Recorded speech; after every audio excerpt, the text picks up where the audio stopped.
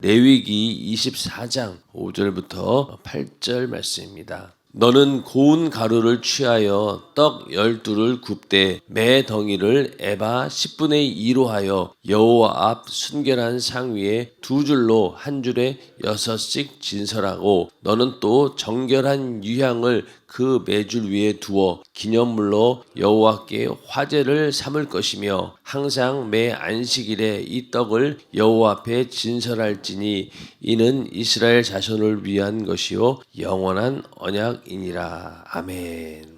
네, 오늘은 레위기 24장 5절부터 8절 말씀을 중심으로 정해진 법대로 올려놓은 진설병이라는 제목으로 성막 강해 오늘이 쉬운 9번째 시간이 되겠습니다. 우리가 공부하고 있는 부분은 떡상인데 그 가운데서 이제 마지막 정해진 법대로 올려놓은 진설병 이 부분을 공부하도록 하겠습니다. 먼저 보면은 이 진설병 하면서 금대접이 있어야 되는데 너는 대접과 숟가락과 병과 붓는 잔을 만들되 정금으로 만들지며 상 위에 진설병을 두어 항상 내 앞에 있게 할지니라 이렇게 말씀하고 있는데 그 떡상 위에는 몇 가지 기구가 딸려 있습니다. 하나님께서 명하신 대로 보면은 대접이 있고 또 숟가락이 있고 그리고 병 그리고 잔 이 네 가지가 있습니다. 이걸 전부 다 이제 특별하게 모양을 이렇게 해라라고 정해진 건 아니지만은 어떤 사람들은 이 떡을 바치는 이 밑에 이 대접을 동그랄 것이다 라고 하는 사람이 있고 어떤 사람들은 또 이렇게 네모날 것이다 라고 하는 사람들이 있습니다. 정확하게 하나님께서 말씀에 기록해 놓지 않았고 그다음 이 당시 때 누가 사진을 찍어 놨겠어요? 뭐 했겠어요? 그러니까 잘 모르는 거예요. 하도 오래전 일이라서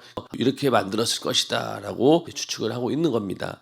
이 대접이나 숟가락이나 병잔은 전부 다 금으로 만들었는데 대접은 진설병을 담는 데 쓰는 거고 또 이 전부 다 금으로 쓰는 이유는 이 불순물이 전혀 섞이지 않는 정금만을 사용하여서 만들었습니다. 정금은 금의 순도가 100%여서 불순물이 전혀 없습니다. 보면은 그 성소 안에 있는 많은 기구들을 이 금을 이용해서 사용합니다. 아마 앞에서도 우리가 금에 대한 속성을 많이 이야기했어요. 그 금에 대한 속성, 이 금은 보면은 아무리 세월이 지나도 일단은 부식하지 않습니다. 그리고 금속이면서도 부드러워서 같은 금기구끼리 부딪혀도 상처를 주지 않습니다. 그리고 무게가 나가기 때문에 웬만해서는 이 가벼이 움직이지 않는다. 금으로 만든 기구는 그만큼 값어치가 나간다. 금으로 사용하는 겁니다. 세월이 지나도 부식되지 않고 또 부딪혀도 상처를 주지 않으니까.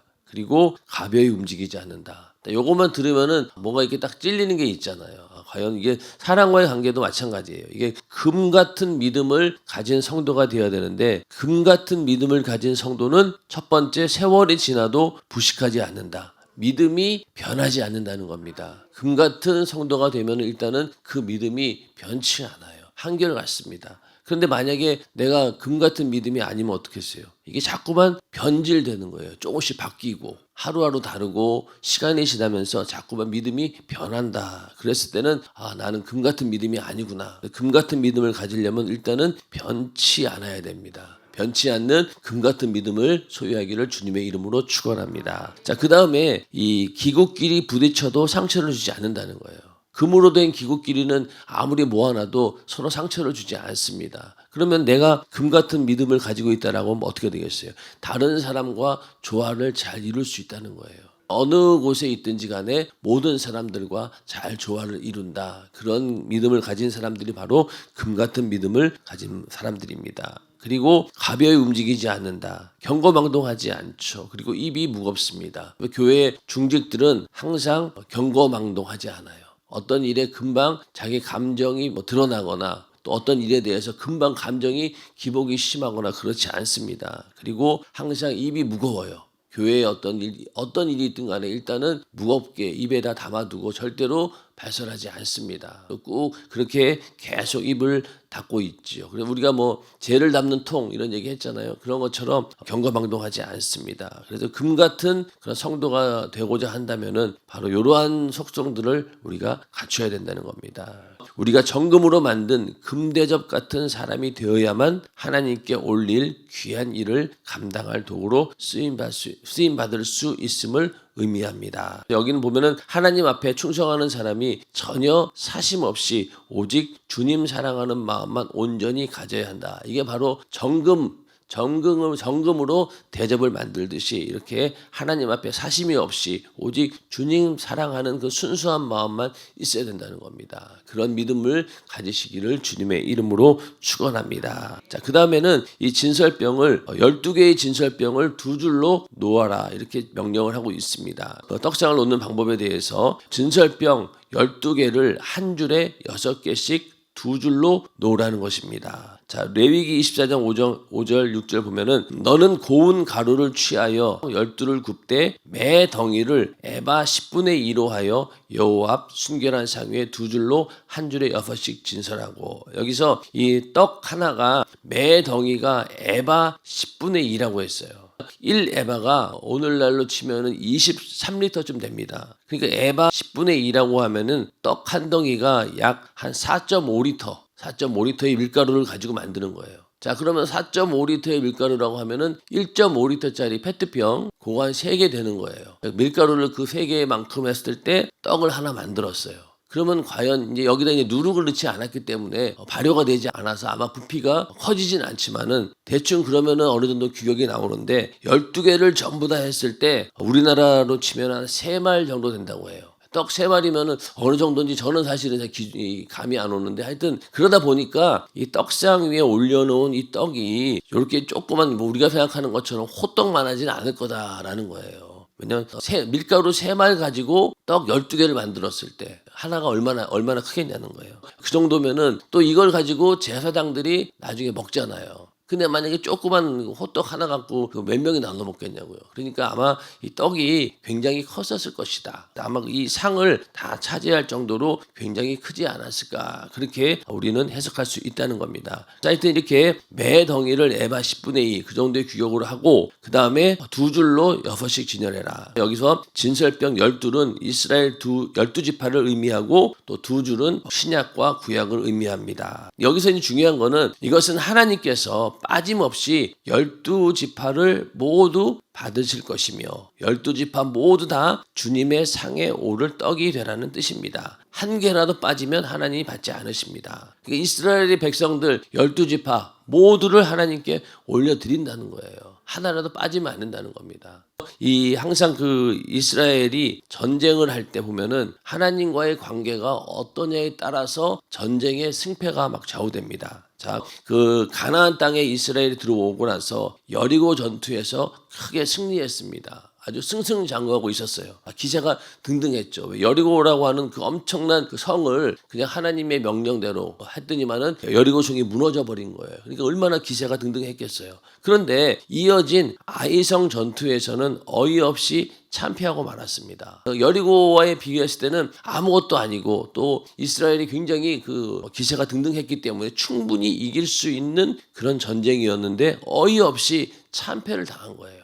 왜 그런가라고 봤더니만은 아간이라고 하는 한 사람이 하나님 말씀을 어겼기 때문입니다. 이스라엘이 전쟁에서 얻은 전리품을 탐낸 아간은 신할의 아름다운 외투 한 벌, 은 200세겔 그리고 50세겔 중에 금덩이 하나를 보고 취하여 땅에 감추었습니다. 그러니까 이게 전쟁에서 나오는 전리품을 보면 하나님께서는 꼭 이거를 전부 다 불태워버려라, 없애버려라 이렇게 얘기하든가 아니면 너희가 그걸 취하라 이렇게 명령하는데, 이걸 전부 다 전리품을 이걸 아낌없이 하나님께 드리든지 아니면 없애든지 해야 되는데 이 아간이라고 하는 사람이 그 중에서 몇 가지를 훔쳐다가 땅에 감춘 거예요. 이게 이제 발각이 된 겁니다. 그 일로 말미암아 이스라엘 백성은 아간의 가족과 소유물 전부를 아골 골짜기로 끌고 가 돌로 쳐 죽이고 불살랐습니다. 자, 이 일로 인해서 이 아간이라고 하는 한 사람의 행동으로 인해서 이스라엘이 전쟁에 패하게 된 겁니다. 자, 전쟁에 패한다라고 하는 것은요, 한두 명 죽는 게 아니죠. 이스라엘 전체가 몰살당할 수도 있는 거예요. 이 아간이라고 하는 한 사람 때문에. 그러니까 좀 잔인하게도 이 아간의 가족과 소유물 전부를 아골 골짜기를 끌고 가서 돌로 쳐 죽이고 불살랐습니다. 완전히 진멸한 거죠. 우리나라도 예전에 보면은 그 사극이나 이런 옛날 그런 거 보면은 왜 반역죄를 지은 집안은 어떻습니까? 삼족을 멸하잖아요. 그 가족들이 사실은 무슨 죄가 있습니까? 그런데 항상 그 화근이 있다. 한번 반역한 그런 사람은 반드시 이 가족 중에 또 누군가 그런 사람이 원수를 갚기 위해서 또 나오니까 아예 삼족을 멸해버립니다. 그런 것처럼 이스라엘도 한번 이런 죄를 짓게 되면은 그 가족까지도 완전히 다 죽여가지고 그리고 또 모든 그 소유물을 불살라버리는 어떻게 보면 굉장히 잔인한 그런 일이지만은 그러나 이 당시 때는 이럴 수밖에 없는 거예요. 왜? 그러지 않으면은 이스라엘 전체가 전쟁에서 패해서 죽을 수 있기 때문에. 이스라엘 전체를 위해서 이들이 지은 죄 때문에 이들은 죄값을 치루었던 겁니다. 이 아골 골짜기 그러면은요 이스라엘 백성들에게는 정말로 이 아간의 일을 떠오르는 거예요. 야 저기서 정말로 그 가족들이 싹 다 죽은 곳이다. 그러니까 아골 골짜기 그러면 굉장히 저주가 있는 곳이고 하나님의 진노가 있는 곳이다라고 인식이 되어 있다는 거죠. 오늘날도 우리는 교회의 수많은 교회들 중에서 혹 내가 아간과 같이 교회 전체를 망하게 하는 사람은 아닌지 또는 나의 행실이 혹시 하나님 말씀에서 벗어난 부분이 없는지 항상 살펴보아야 합니다. 자, 그러니까 교회 내에서도 이 아간과 같은 사람이 있다는 거예요. 자, 모든 사람들이 그 정해진 하나님 말씀대로 또 교회가 정해진 방침대로 움직이는데 거기에서 내가 거기에 불순종하고 또 거기에 불순종하는 것을 끝나지 않고 오히려 반역하고 거스르고 불만불평하고 대적하는 사람이 있다라고 하면은 그런 사람들은 아간이 되는 거예요. 항상 교회가 정한 그런 방침이라든가 또 그리고 교회가 정한 모든 스케줄 이런 가운데서 우리는 일단은 순종하는 것이 우리의 사명입니다. 우리가 그걸 순종해야 돼요. 그런데 불순종하는 경우는 있을 수 있어요. 나는 간절히 하기를 원하는데 못하는 그런 경우도 있겠죠. 그러나 그거는 몰라도 거기에 대해서 내가 그걸 가지고 반역을 하고 거짓으로 또 그걸 갖다가 막 불만불평하면서 거기에 대적한다라고 하면은 이렇게 아간 같은 사람이 된다는 거예요. 항상 우리가 교회 전체를 봤을 때 내가 그런 일을 하고 있지 않는지 그러니까 결국은 교회가 부흥이 되지 않는 거예요. 오히려 교회가 점점 쇠퇴하고 이런 사람들로 인해서 교회가 부흥되는 것이 아니라 오히려 점점 악한 영들에 의해서 움직이는 그런 일이 된다는 겁니다. 우리는 그러한 이 아간 같은 행동을 하지 않기 위해서 항상 나를 잘 점검해야 된다는 거예요. 우리가 하나님 말씀대로 내가 하나님 말씀을 잘 지키고 하나님 말씀대로 사는 것이 교회 전체에 유익이 된다라는 생각까지도 우리는 해야 된다는 거예요. 반대로 내가 하나님 말씀대로 살지 않고 교회에서 일어나는 이런 규칙대로 방침대로 살지 않았을 때 그때 나도 이렇게 아간처럼 될 수 있다. 이 당시 때는 정말로 그 자리에서 이렇게 죽임을 당하는 형벌을 받았지만은 이게 나중에 이런 죄가 쌓이게 되면은 나중에는 감당이 안 되는 거예요. 우리는 이러한 부분에 대해서 빨리 회개하고 이런 죄를 짓지 않도록 우리는 항상 조심해야 된다는 겁니다. 하나님 말씀이 우리에게 주어졌는데 그 말씀을 지키는 것 중요합니다. 또 우리에게 더 중요한 건 뭐냐? 성령께서 감동하시는 부분에 대해서 순종하지 않는 것도 굉장히 중요한 거예요. 성령의 감동대로 목회하는 감독자가 강단에서 전해지는 그 명령이라든가 이런 말씀에 순종하는 것도 굉장히 중요한 겁니다. 그러니까 목회 방침에 따르지 않는다. 그러면 그것은 결국 뭐냐? 이 아간과 같은 똑같은 그런 상황이 되는 거예요. 우리가 목회 방침, 교회가 정한 그런 방침대로 잘 움직여줘야 됩니다. 거기에 대해서 반역하거나 거기에 대해서 이렇게 악의적으로 불순종하는 사람들은 이 아간과 같은 사람들이라는 거예요. 절대로 우리는 나 때문에 교회 전체가 뭔가 하나님 앞에 가로막혀서는 절대로 안 된다는 거죠. 이런 아간과 같은 사람은 절대 없기를 주님의 이름으로 축원합니다. 그리고 또 하나님께서는 진설병에 12개를 전부 다 올리는 것처럼 하나님 앞에 12지파를 다 올려놓았듯이 오늘날 교회도 모든 성도가 빠짐없이 똑같은 마음으로 충성하고 감사하고 기도하며 예배 드리기를 원하십니다. 그러니까 이 담임 목사님 입장에서는 만약에 이번 고난중한 성회가 있다 그러면 모든 성도들이 다 참석하길 바랍니다. 이렇게 얘기를 합니다. 그러면 이제 성도들 입장에서는 아이고 목사님 암만 그렇게 얘기해 보세요. 모든 성도가 어떻게 옵니까? 이렇게 얘기하죠. 그러나 이 말씀처럼 하나님의 심정은 그렇지 않다는 거예요. 모든 사람들 12지파가 하나도 빠지지 않고 다 하나님께 올려드리기를 원한다는 거예요. 그런데 막상 현실은 그렇지 않은 거죠. 성도들 입장에서는. 그러나 하나님 보시기엔 이렇게 모든 사람들이 빠짐없이 다 예배하는 자리에 오고 충성하고 감사하고 기도하기를 원하신다는 거예요. 우리는 그 가운데 어디에 들어가야 되겠어요? 하나님께서 간절히 원하실 때, 부르실 때 그 자리에 있어야 된다는 거죠. 모이는 자리를 패하지 말아라 라는 것입니다. 모든 지파들이 다 그렇게 빠지지 않고 올려서 하나님께 드리는 것처럼 모든 사람들이 다 이렇게 신앙생활 하기를 바라고, 더 나아가 이 땅의 모든 사람이 떡상 위에 올릴 진설병 되기를 기다리십니다. 곧 모든 사람이 예수 믿고 구원받기를 바라시는 것입니다. 자, 주의 약속은 어떤 이에 더디다고 생각하는 것 같이 더딘 것이 아니라 오직 너희를 대하여 오래 참으사 아무도 멸망치 않고 다 회개하기에 이르기를 원하시느니라. 그러니까 하나님께서는 모든 사람들이 다 회개해서 구원받기를 원하신다는 거예요. 하나님은 모든 사람이 구원을 받으며 진리를 아는 데 이르기를 원하시느니라. 이게 이제 하나님의 마음이고 또 주님의 심정입니다. 모든 사람들이 다 구원받기를 바라는 거예요. 그런데 사실은 예수님께서 십자가에 달려 죽으시고 부활하심으로 인해서 우리 인간의 모든 죄는 이미 다 해결해 주셨어요. 그러니까 이제는 모든 사람들이 회개하고 나오기만 하면은, 회개하고 주님께 나오기만 하면은 다 구원을 이미 받았어요. 믿기만 하면 되는 거예요. 그러니까 지금 모든 사람을 위해서 다 예수님이 피 흘려 죽으셨기 때문에 죄의 문제는 이미 사라진 거예요. 그죠? 우리가 나중에 예수 안 믿고 지옥 갔을 때는요, 그 죄값으로 물론 지옥 가지만은 그거보다도 더 큰 죄가 뭐냐? 바로 믿지 않는 죄예요. 믿지 않은 죄. 왜? 이미 죄를 다 해결해 놓았는데 왜 안 믿었냐는 거죠. 안 믿. 그러니까 우리가 예수를 믿기 시작하면서 죄의 문제가 해결된 게 아니라 이미 죄는 해결되었다. 예수님께서 십자가에 달려 죽으시고 부활하심으로 나의 죄값은 치렀고 내 죄는 사라졌다라고 믿고 시작하는 게 예수 믿는 거잖아요. 그러니까 지금도 북한에 있는 김정은이라 할지라도 이미 예수님께서 그 인간을 위해서 죄값을 치렀어요. 그렇죠? 그러니까 그 김정은이도 회개하고 예수 믿겠다라고 하면 어떻게 돼요? 구원을 받는 거예요. 그러니까 이미 죄값을 치러 놓았기 때문에 이제는 믿지 않은 죄 때문에 지옥의 형벌을 받는 겁니다. 그러니까 핑계댈 수가 없죠. 핑계댈 수가 없어요. 너무나 쉬운 건데 왜 믿기만 하면 되는데 왜 안 믿었다는 거죠. 그 믿지 않은 죄 때문에 영원한 지옥의 형벌을 받게 된다는 겁니다. 하나님께서 이미 다 죄값의 문제를 해결해 놨으니까 빨리 너희가 다 회개하고 돌아와라. 어느 누구든지 다 오라는 거예요. 모든 사람들이 다 예수 믿고 구원받기를 원하신다는 겁니다. 그러니까 우리가 전도할 때 복음의 메시지도 뭐예요? 당신을 위해서 이미 예수님께서 죄값을 치르셨어요. 믿고 돌아오시면은 이제는 지옥 가지 않고 천국 갑니다. 이렇게 전할 수 있는 거 아니겠습니까? 그러니까 이게 복된 소식이 되는 거예요.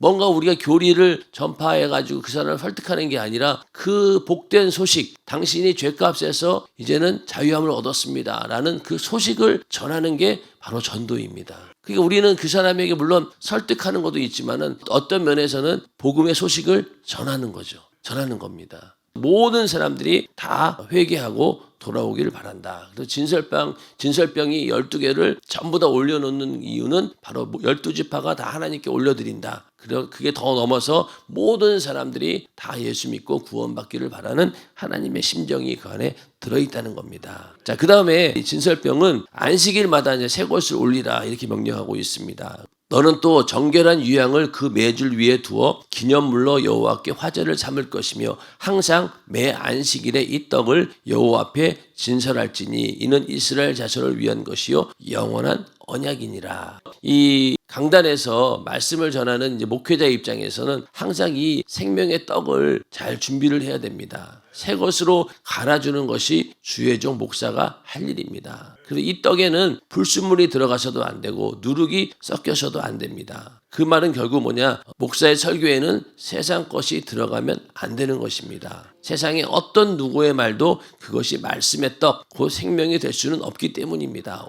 오직 순수한 예수의 살과 피만 그 속에 담겨 있어야 합니다. 오직 예수가 주신 떡, 영생하는 생명의 떡만이 설교 안에 있어야 합니다. 이 부분에 대해서는 앞에서도 말씀을 드렸습니다. 여기서 보면은 늘 새 것으로 갈아줘야 된다라는 말을 오해해서 하나님 말씀, 설교가 매주마다 새로운 것으로 준비해야 된다라는 말은 사실은 아니에요. 자, 여러분들 생각해 보세요. 자녀들 가르칠 때 항상 반복되는 말이 있죠. 항상 반복하는 말이 있어요.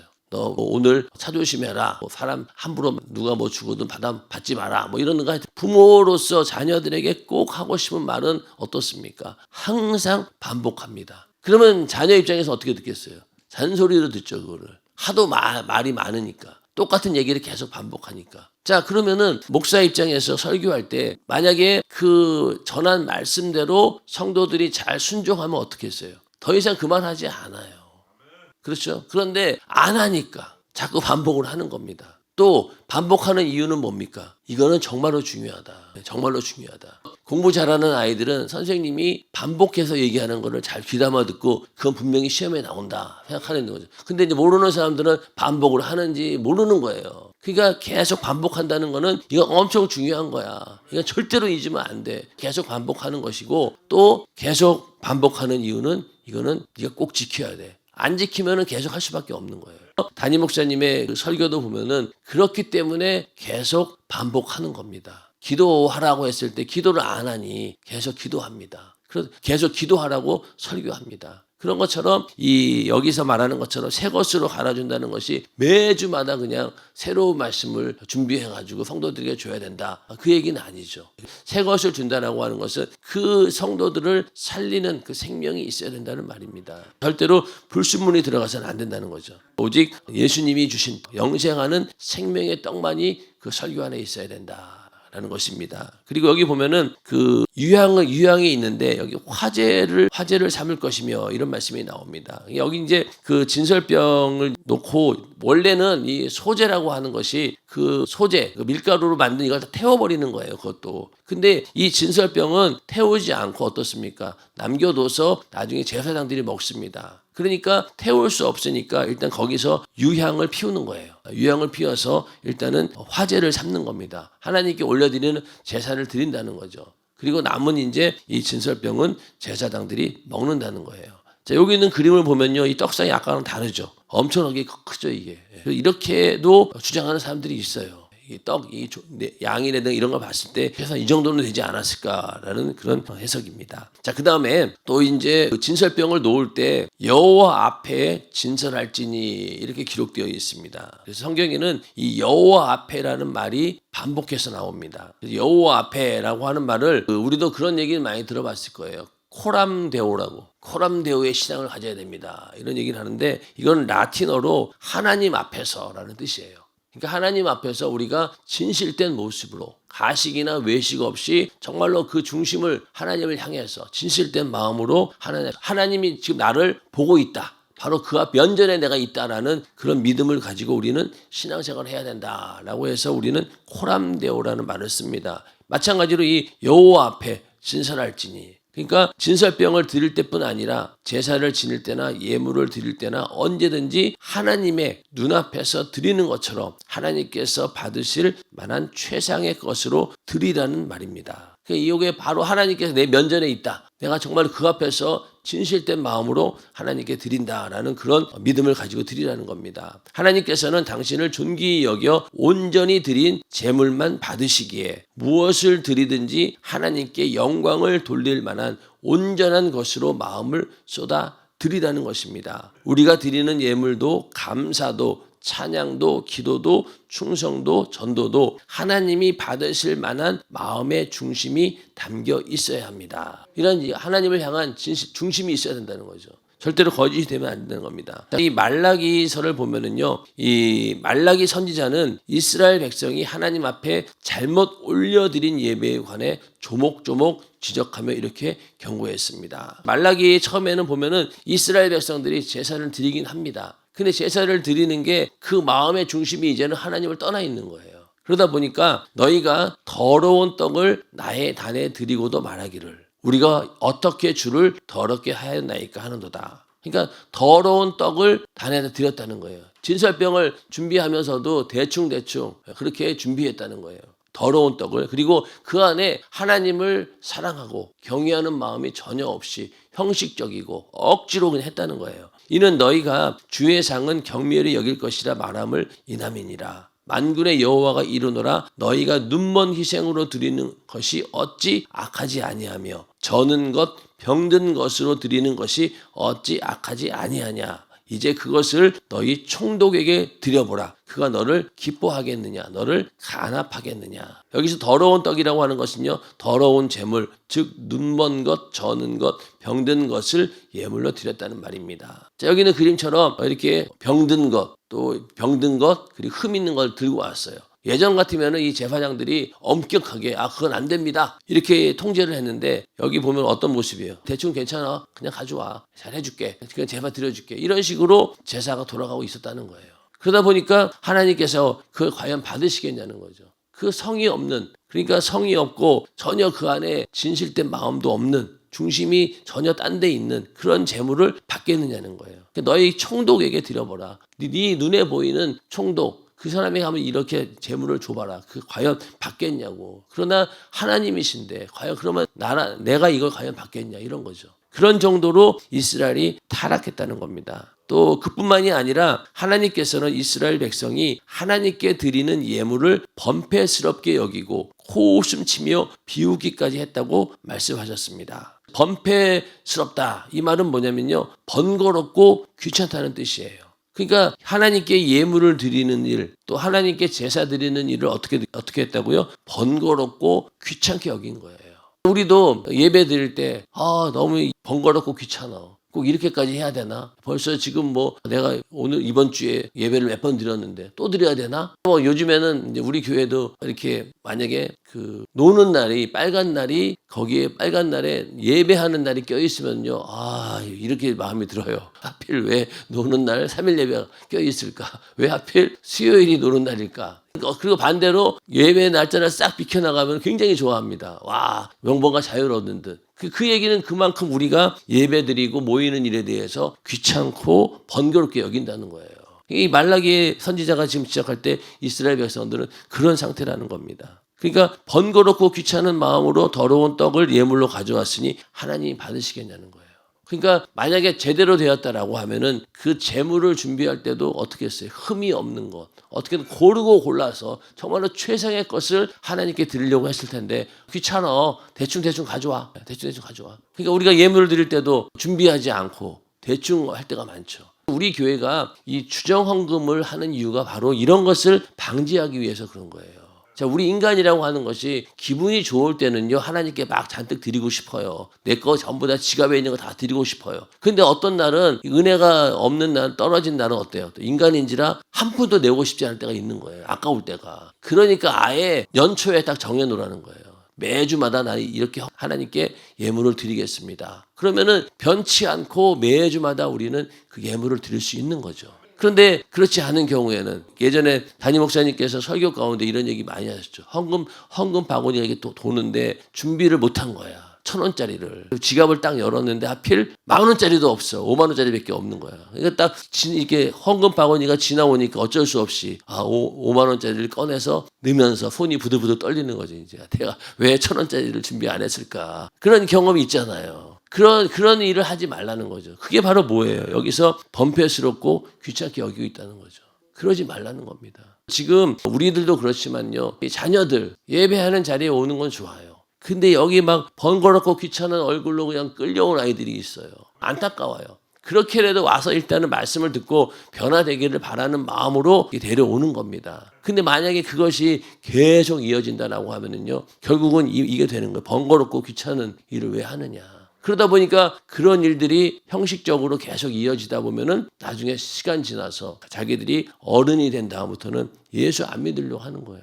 왜? 계속해서 번거롭고 귀찮은 일만 해온 거예요, 자기는. 억지로. 부모가 끌고 오니까. 그렇기 때문에 억지로 끌고 왔다 하더라도 빨리 그 아이들이 하나님을 인격적으로 만나야 됩니다. 그 마음에 정말로 주님을 사랑하는 마음으로 예배를 드리고 신앙생활하는 그런 법을 배워야 되는데, 그렇지 않고 계속 억지로 끌려오면요, 결국은 이 모양이 되는 거예요. 우리도 항상 모이는 자리를 올 때마다 내가 어떤 심정으로 오는가 잘 생각하셔야 됩니다. 근데 육신을 입고 있기 때문에 번거롭고 귀찮은 마음으로 일단은 예배 올 때도 있어요. 근데 그 예배에 와서 말씀을 듣고 깨닫고 은혜 받다 보면은 내가 여기 오기를 정말로 잘했구나 라고 또 그러고 돌아갑니다. 그러니까 마귀 역사는 계속해서 우리에게 어떤 마음을 주겠어요? 이 번거롭고 귀찮다, 이런 마음을 계속 심어주는 거예요. 그러니까 아예 오지도 못하는 거죠. 일단 오기만 하면은 그래도 하나님께서 회복시킬 수 있는데 오지 못하도록 완전히 가로막아 버리면요, 뭐 올 수가 없는 거예요. 우리는 예배 올 때마다 이런 말라기 선지자가 경고하고 있는 것처럼 그런 심정이 없는지 우리는 잘 살펴보아야 된다는 겁니다. 하나님께 예물을 드릴 때도 준비한 예물, 정성스럽게 준비해야 된다. 우리는 하나님 앞에서 하는 어떤 일도 번패스럽게 여기지 말아야 합니다. 교회에서 무슨 일 하다가 이런 일은 그냥 대강하지 왜 이렇게 번패스럽게 하는지 몰라 하고 말하면서 뒤에서 쑥덕거리는 사람들이 있습니다. 하나님께 하는 충성, 감사, 순종 등 믿음의 행위가 아무리 어렵고 힘들지라도 절대로 번패스럽게 여겨 대충 해서는 안 됩니다. 하나님께서 명하신 일은 하나님께서 정해주신 법과 질서와 절차를 따라서 말씀하신 그대로 행해야 하나님이 받으시고 또 그래야 하나님께서 드린 자에게 복을 내리십니다. 아멘. 그러니까 교회에서 무슨 일을 할 때 대강은 없는 거예요. 담임 목사님께서 교회 일하는 거 보세요. 대충 하는 게 없죠. 대충 하는 게 없어요. 근데 문제는 뭐냐? 이렇게 대강 하지 말고 완벽하게 하자라고 주장하는 사람들이 있는 반면에 성도들이 전부 다 믿음이 똑같지 않아요. 그러다 보니까 다른 사람에게 그거를 강요했을 때 항상 서로 트러블이 생기는 겁니다. 그러다가 만약에 내가 꼼꼼하게 일을 처리하는 과정에서 하나님 말씀대로 처리하는 과정에서 다른 사람과 함께 하는데 그 사람이 만약에 시험 들었어요.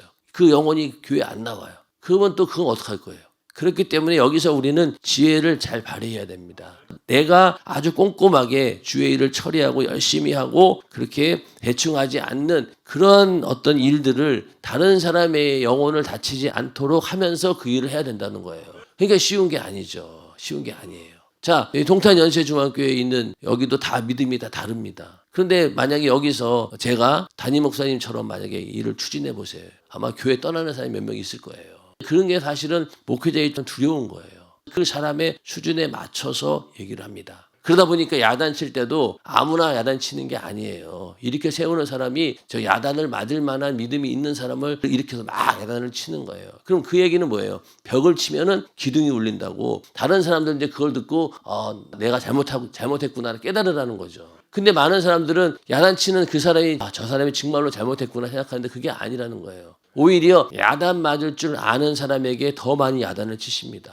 왜? 그래야지 다른 사람들이 다 듣고 똑같이 경각심을 가지니까. 왜냐하면 직접 돼서 믿음이 연약한 사람 보고 야단 쳐봐요. 당장 시험 들어서 교회 안 나와요. 그러니까 거기다 얘기 못하고 이렇게 둘러서 얘기를 하는 겁니다. 그러니까 우리는 이렇게 야단을 맞더라도 내가 야단을 맞을 수 있는 그런 사람이 되어야 되는 거죠. 오히려 저 사람은 잘못 얘기했다가는 시험 될 사람이야. 그런 사람이 돼서는 안 된다는 거죠. 그러다 보니 이렇게 대강하지 않고 정말로 주의 뜻대로 질서와 절차를 따라서 해야 되는데 이거대로 밀고 나가다가는 또 거기에 시험 드는 사람들이 있다는 거예요. 그렇기 때문에 우리는 그런 것들까지 염두에 두고 우리는 교회 일을 해야 된다는 겁니다.